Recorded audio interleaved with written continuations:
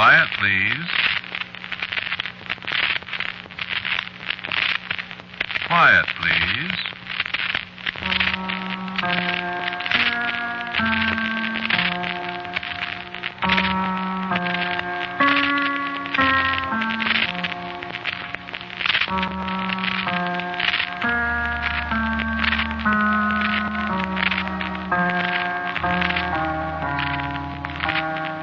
The Mutual Broadcasting System presents Quiet Please, which is written and directed by Willis Cooper and features Ernest Chappell. Quiet Please for tonight is called Cameraobscura.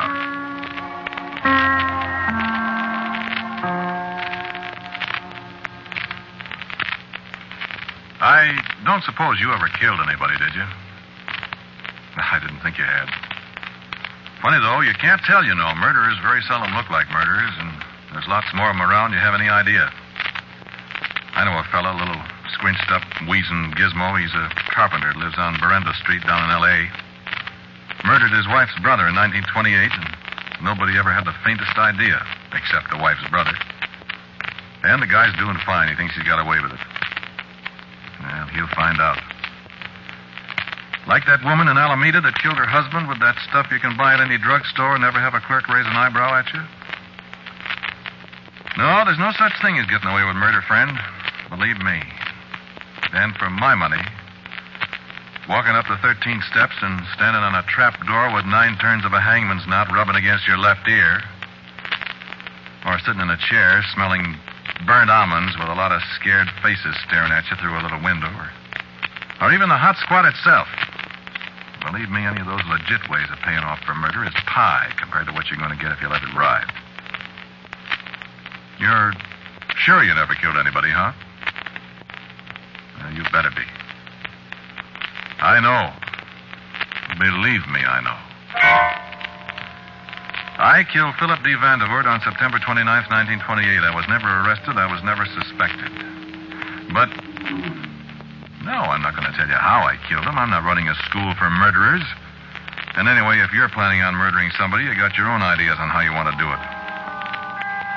The only thing is, I bet you quarter when you get done listening to me, you'll change your mind. You see. The man said he was going to call my story Cameraobscura. I suppose maybe that puzzles you a little bit. Not everybody knows what a Cameraobscura is, but practically everybody here in Santa Monica knows.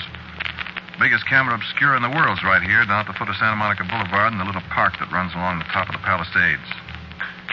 It's a little green building, probably 20 feet high, practically circular, maybe 20 feet in diameter. And up on the top, in a little kind of cupola, is a lens, like a camera lens, only bigger. And some kind of mirror arrangement in there with it, and there's a big round table that almost fills the building, white top on it. And the image the lens picks up is reflected down onto the table, so it's like a Technicolor movie of whatever's going on outside. There's a wheel, like a ship steering wheel that you turn the lens with it, turn it around so you can point it out towards the bay or up the street or anywhere. That's a cute little gizmo. Tourists have been getting a kick out of it for I don't know how many years. Ask anybody that's ever been in Santa Monica. Everybody's seen it, and an awful lot of people have been in it. And that's the Cameraobscura, a harmless little green building in a park in the sunshine, and black as a murderer's heart inside. And a miniature world lying flat on a table in there. Go see it sometime. You'll get a bang out of it, too. Even if you don't see what I saw.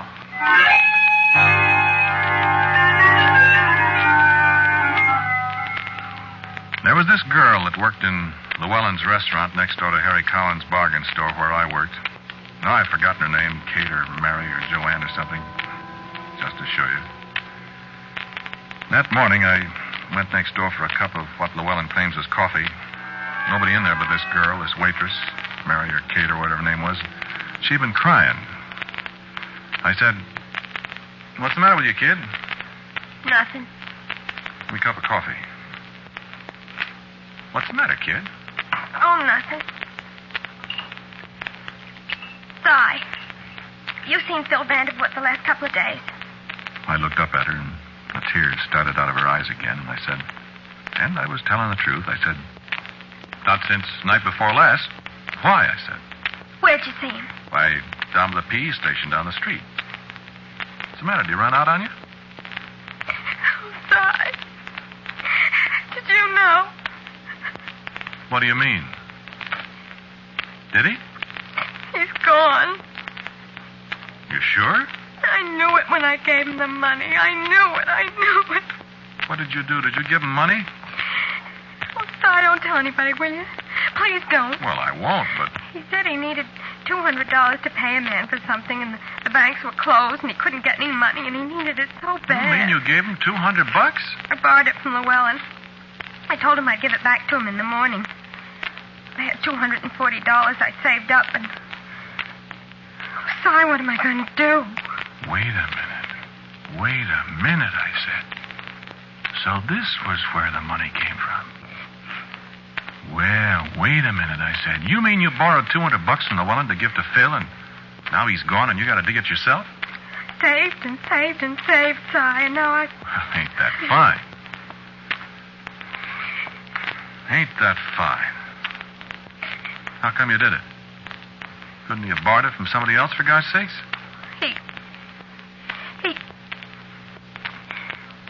We was going to get married, Si. Well, you sap. $200, you sap. I know it. But what am I going to do? Well, I guess pay up. You said anything to the police? Oh, no. You going to? Well, I don't know. Should I? No, I can't. Why not? Well, I don't know if he really ran out on me, but... You were going to marry him, huh? He asked me to. Yeah. Well... Oh, Si, don't say anything about it to anybody, will you? No, I won't say anything. I won't say anything. If he's really gone... He's gone, all right. What should I do?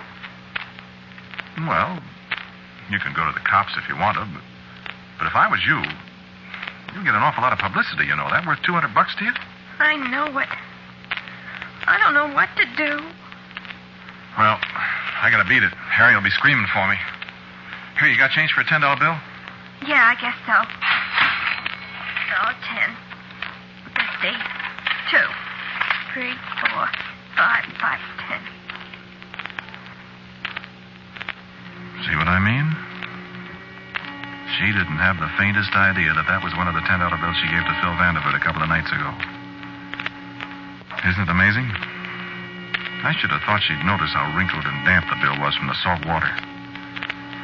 You see, I didn't think about going through his pockets till after I took him out there under Santa Monica Pier and fastened him to one of the pilings down deep.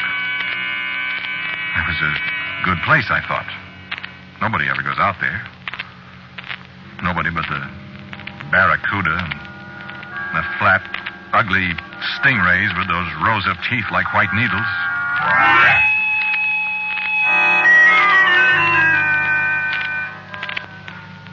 Kind of left the Cameraobscura sitting out there on the Palisades all by itself, didn't we?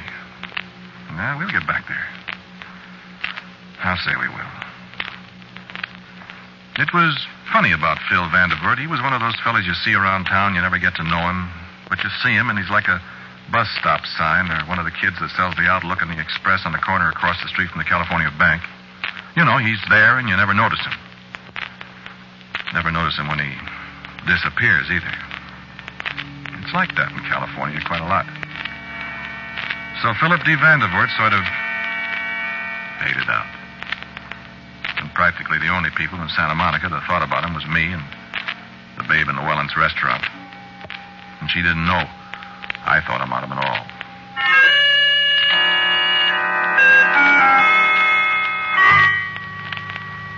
Funny how a fella is. She never brought up the subject to Phil.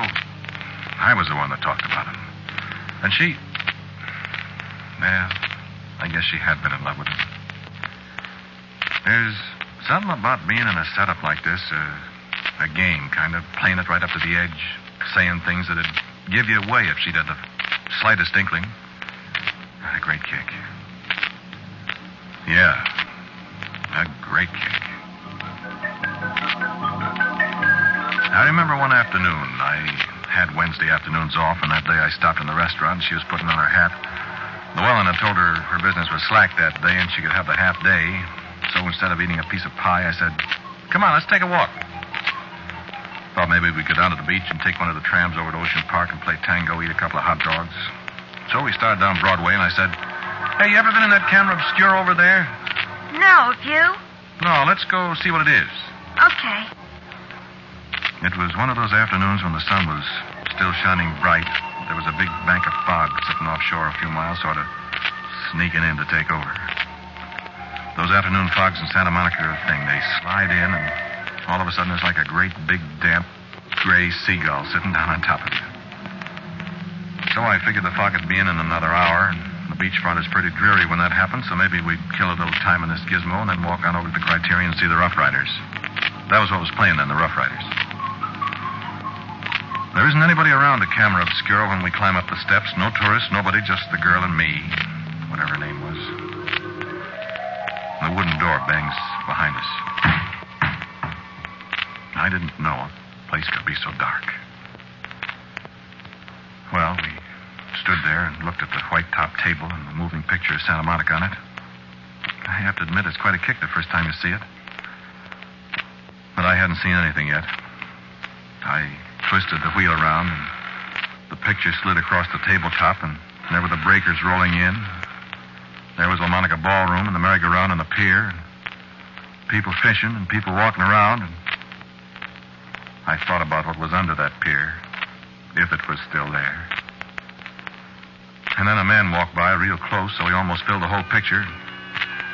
He turned, and he seemed to look right at us, up off that tabletop. Look, there's Phil. And there he was, staring right at me and kind of smiling, and right behind him in the picture was the pier I'd left him under. And he stood there, and she fumbled at the door and threw it open, and the light flooded over the picture, and he was gone. Yes, and when I went outside, he was gone from there, too. But we saw him, Si. We both saw him. I don't know. I couldn't tell her it was impossible for Phil Vanderbilt to stand outside the Cameraobscura that afternoon, could I? I had to go along with her. I had to say, "Sure, you'll see him again. Sure, you'll get your $200 back. Sure, he'll show up again." Every time I said it, I got that chilly, cold seaweed feeling between my shoulder blades. I should have had sense then and gone up to Clarence Webb's office and turned myself in and said, "Clarence, I murdered Phil Vanderbilt, and you'll find him tied to a piling under the pier out there just the other side of the dance hall." I should have done that. All they'd have done to me was send me up to Folsom and put the black cap on me. But no, I had to do it the hard way. I had to get away with murder. I had the hunch, and I didn't play it. I wish I had, that's all. Let's go over to the Cameraobscura again, Si. I didn't want to go to the Cameraobscura again. I didn't want to go in there in the dark. I didn't want to see that picture. I didn't want to see Phil Vanderbilt. This afternoon, the fog was already coming in. You couldn't see the end of the pier, and as you looked out toward the bay, that white wall kept easing in closer and closer. I had the feeling that when it got to me, I'd disappear, too. Right in broad daylight, you get that feeling. It was warm in there in the Cameraobscura from the sunshine that had been beating down on it all that morning. Look at the fog, Si. Look, Si. And the fog in the picture swirled aside a little. There was somebody coming toward us. I had the illusion that he was actually coming toward us right out of the picture. And then the fog blew away a little more from his face. It's Phil. Look, Si, it's Phil. I knew we'd see him again. Phil! Phil! And she ran out of the place and the door slammed shut. I was all alone in there. She ran down the steps and I could see her in the picture, and Phil came walking steadily toward me, and then I could see her in the picture. She ran toward him outside there, and I could hear her calling outside. And she ran toward him in the picture, and I could see them both just as plain as I see you. And she ran straight through him as if he was part of the fog himself, and he kept on coming closer toward me. Closer and closer. I don't know how I got out of there. I honestly don't know. I remember I couldn't find the door in the dark, and when I finally did get out, my hands were all full of splinters from pounding on the walls, and there was a gash over my eye where I fell down the stairs, and I've never been so scared in my life. I mean to say I had never been so scared in my life. You see, something tripped me as I opened the door. Something caught my ankle and threw me. No, it wasn't Phil Vanderburt's hand, as you're probably thinking. It was a long strand of wet seaweed. The kind that gets all tangled around the pilings under the pier.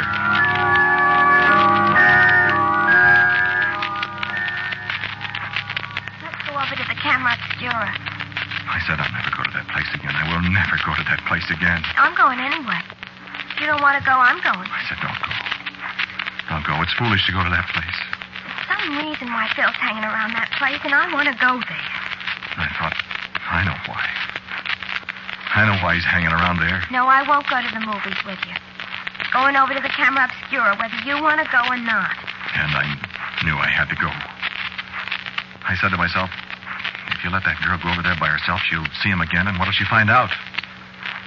I said to myself, you got to go with her so you can keep her from finding out whatever she might find out. And I said, well, all right, I'll go just this one time.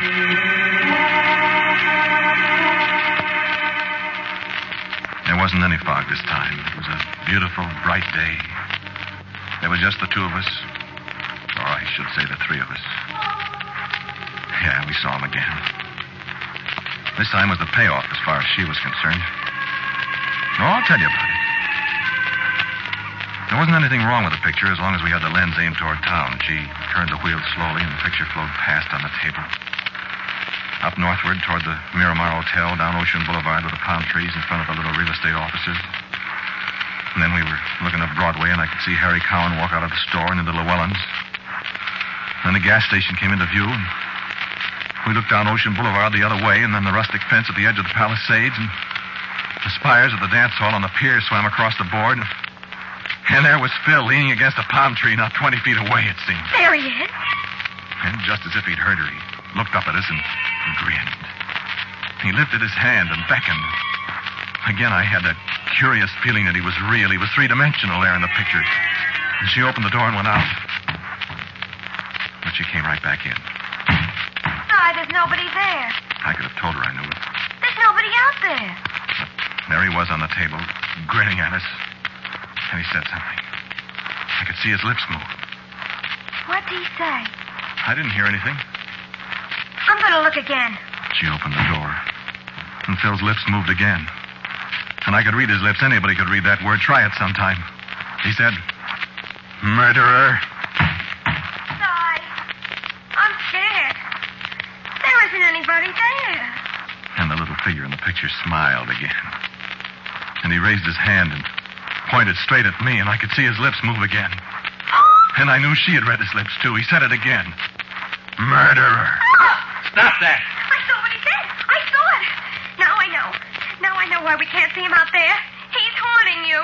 You killed him. You killed. Murderer. Well,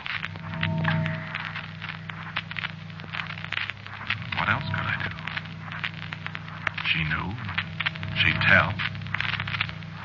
And I'd hang. So... And I can't even remember her name.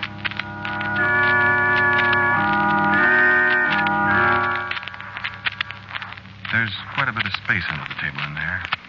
And it's dark, like I said. After a little while, I opened the door and looked out, very casually. Everything seemed to be normal. I saw Bobby Clark, the motor cop, go by on his bike. Harry Cowan was walking back into the store. Nobody was looking at me. I was about to start down the stairs when a sudden thought struck me.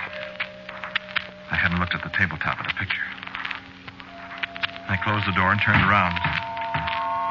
Phil was still there in the picture, still looking at me. And there, beside him under the palm tree, was the girl.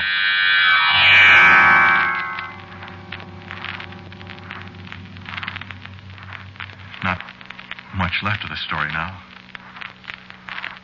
Oh, I should have gone then and confessed. it would have been easier.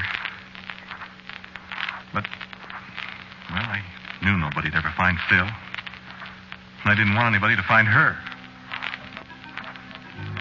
They locked the place up at night, but the door came open easy.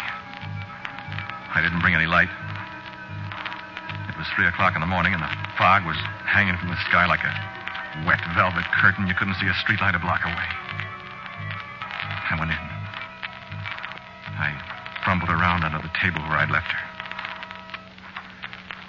She wasn't there. I found a paper of matches finally. She wasn't there. You think you know what terror is? Well, don't let me tell you. I stood up at last, and the night was so still I could hear the foghorn from way up toward Point Doom.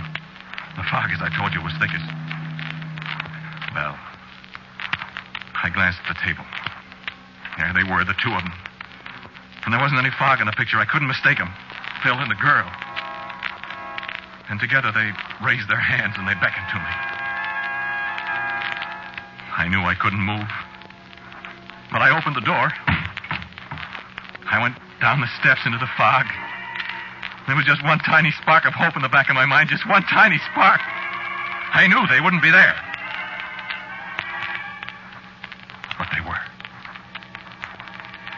And they turned and started away. And I followed them through the fog. Down past the suburban station.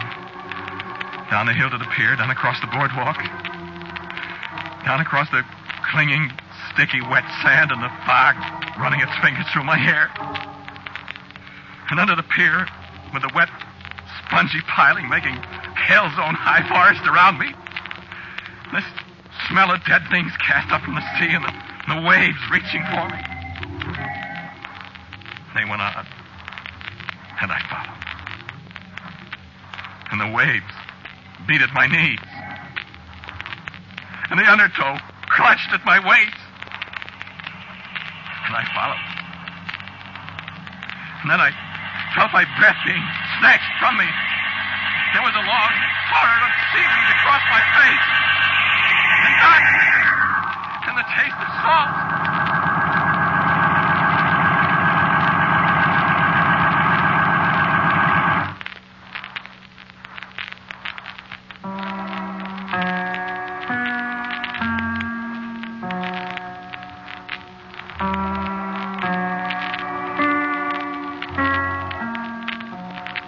Listen to Quiet Please, which is written and directed by Willis Cooper. The man who spoke to you was Ernest Chappell. And the girl was played by Cherita Bauer. As usual, the music for Quiet Please is composed and played by Gene Carrazzo. And now, for a word about next week's Quiet Please, here is our writer-director, Willis Cooper. The music of Claude Debussy was the inspiration for next week's story, which, borrowing the composer's title, I have called La Fille aux Cheveux de Laine. The girl with the flaxen hair. If you like charming ghosts, you'll probably like her. And so, until next week at the same time, I am quietly yours, Ernest Chappell. Quiet Please comes to you from New York. This is the Mutual Broadcasting System.